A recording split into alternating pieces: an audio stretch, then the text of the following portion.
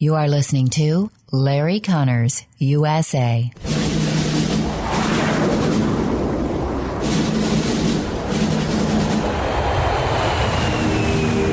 You want answers? I think I'm entitled. You want answers? I want the truth! You can't handle the truth.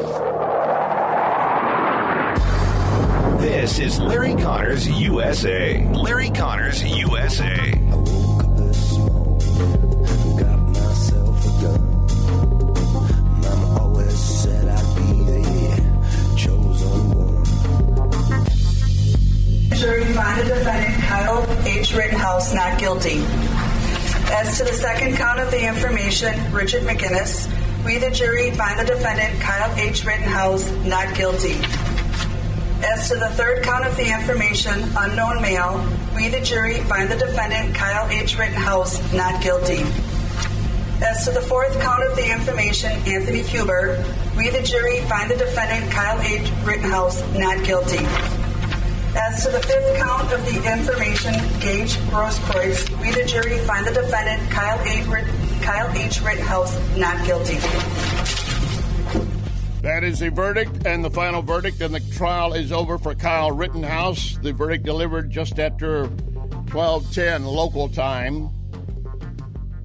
Foreman reading it aloud in the Kenosha County Courthouse. The 18-year-old was asked to stand and face the jury, and then the verdict was read. And during the time, he was shaking, breathing heavily, and as they began to wrap up and conclude, he collapsed into the chair, near tears. He faced up to life in prison for 5 charges, including first-degree reckless homicide. A 6th charge had been dropped on Monday. Now, to remind you of the background of this case, and this is going to be important on the background of the case, understanding it, and, of course, putting it in context, because how many were seeing this jury should come back may not fit their view of what they expected. How they react is going to be the next part of the story. Rittenhouse did shoot 3 men in Kenosha on August 25th, 2020. The first, Joseph Rosenbaum, 36, according to video, and his testimony was advancing on him, and Rosenbaum's hand was over the barrel of the rifle Rittenhouse held. That was according to expert testimony. The closest witness said that Rosenbaum did lunge for the weapon.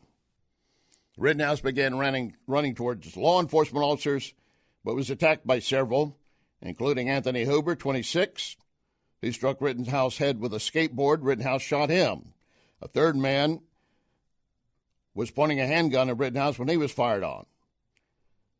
Rosenbaum and Huber died of their wounds. The other survived with a wound to his right bicep. Defense and the attorneys had insisted all along that this was pure self-defense. The prosecution was really shaky and inadequate in many cases, and that is going to be a part of the story that some are going to say, this is not the right verdict because the prosecution didn't do a good job. Well, you can say what you want, and you can have your own preconceived ideas, but this is our justice system. This is going to occupy a lot of our time today, but I cannot put all the time into it because a major event happened overnight, actually early this morning. Overnight, you had Congressman Kevin McCarthy, minority leader in the House, deliver the longest 1-minute speech in the history of the House. And by that, I mean the speakers of each party, the leaders of each party in the House, they don't really have a filibuster rule, and they are allowed to speak as long as they choose.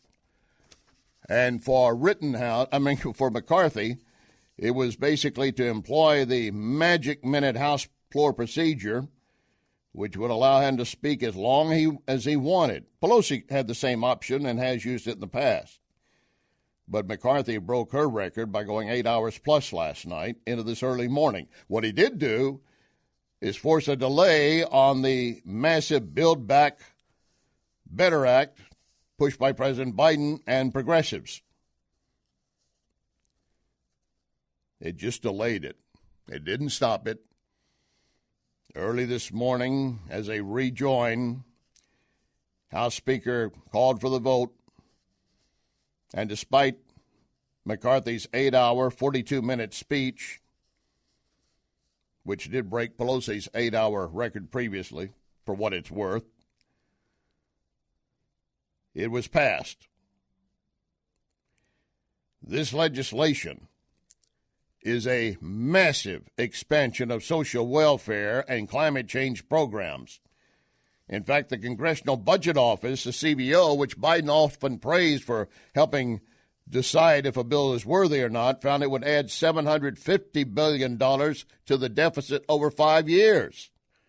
Well, this time around, Biden just didn't care.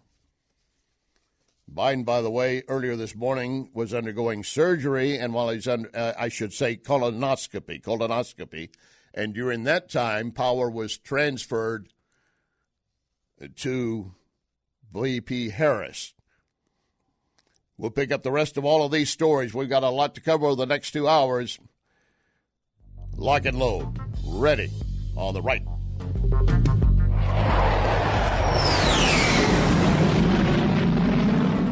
You can email Larry at LarryConnersUSA@gmail.com. LarryConnersUSA@gmail.com.